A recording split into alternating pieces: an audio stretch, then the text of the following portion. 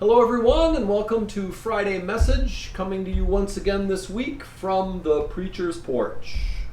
I'm going to begin with a sonnet from this book entitled Sounding the Seasons, 70 Sonnets for the Christian Year by Malcolm Guite. And this is a sonnet entitled A Last Beatitude. And blessed are the ones we overlook, the faithful servers on the coffee rota, the ones who hold no candle, bell, or book, but keep the books and tally up the quota.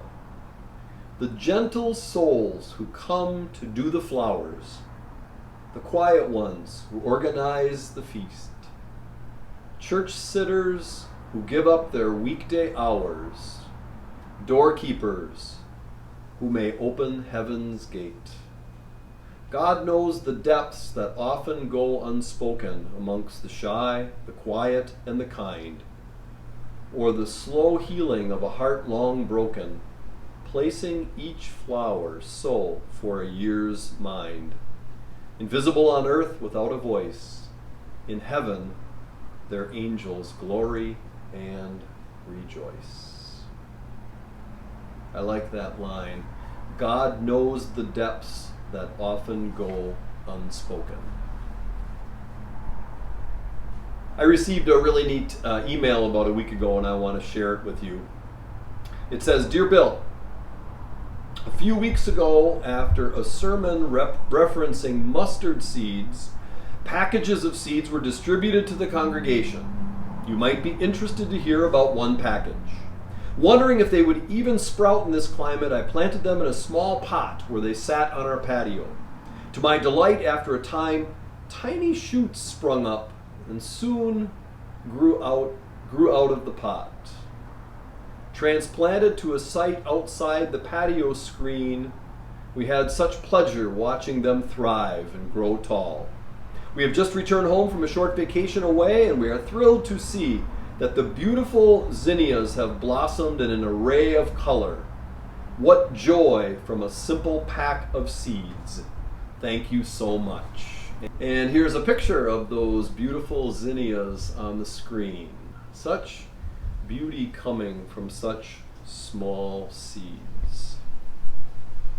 We never know what might blossom from our small efforts. That's one of the lessons, I think, of the mustard seed. That's one of the lessons that came through in the last Beatitude that talked about all the people that work behind the scenes to make sure the flowers look just right, to make sure that the altar is prepared, to make sure that coffee hour and social hour, when we're having those, are set up and done nicely, to make sure that things are just so. God knows the depths that often go unspoken, and a lot of times those things come through the small things, our small kindnesses and gestures that we offer. We mustn't underestimate what difference a kind word might make, or a note in the mail. I was talking to somebody just this afternoon who's in rehabilitation after being in the hospital, and he commented how much he appreciated the simple cards that he's been receiving from parishioners here at St. Michael's, helping him to know that he's being remembered, and to help him to know that he's still in people's minds and hearts, even though he isn't able to physically be present here these days. Don't underestimate those small gestures, those small kindnesses, the word of thanks that we can speak, the little ways that we can go out of our way for someone else, especially in these days when there's so much anxiety and sometimes so much harshness in our world. Let's go out of our way to be kind in our words and our actions, and to go out of our way to let people know that we're thinking about them and caring about them. People in our family, extended family, people in our community. Those are the seeds that we can plant that can grow into beautiful flowers to brighten up our world. Clarissa rest is. I came across a little quote from Clarissa this week. And she says, "Ours is not the task of fixing the entire world all at once, but of stretching out to mend the part of the world that is within our reach."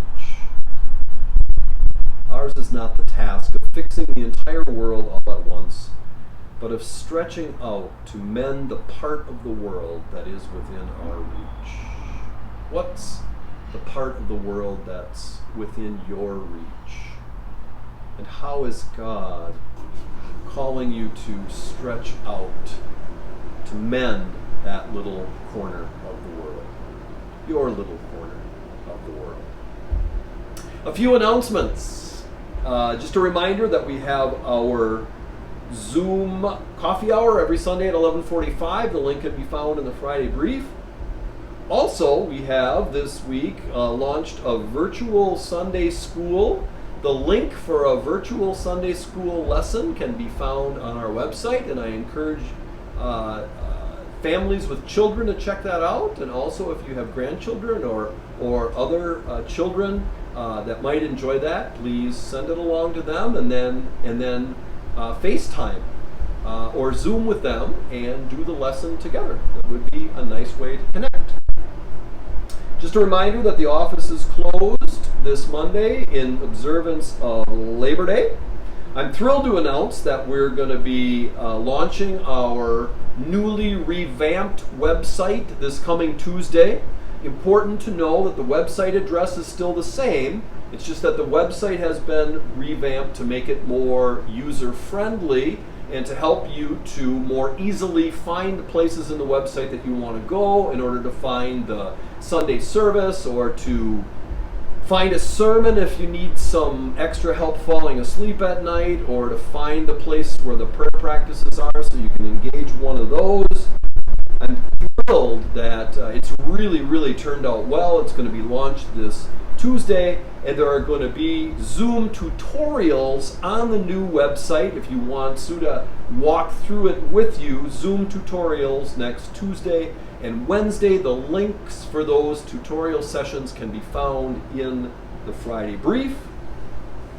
And last but certainly not least, a couple of people have been asking me about ways to support hurricane relief from Hurricane Ida in Louisiana and other places affected by that.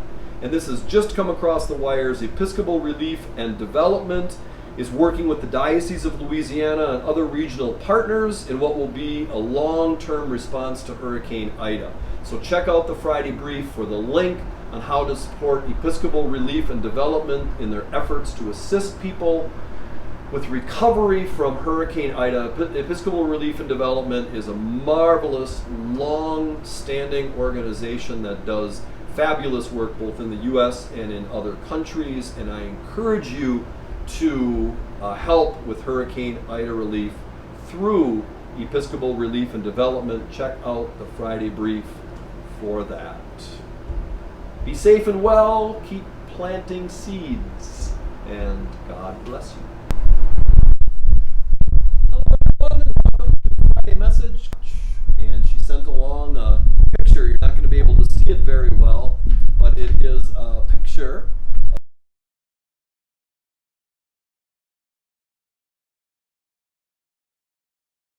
Maybe you want to look at where we have our prayer practices. Those Zoom tutorials will help you to do that. The storage room door just flew open for no reason at all. I think that might be the Almighty telling me it's time to cut it short, Bill. Be safe and well, and God bless you.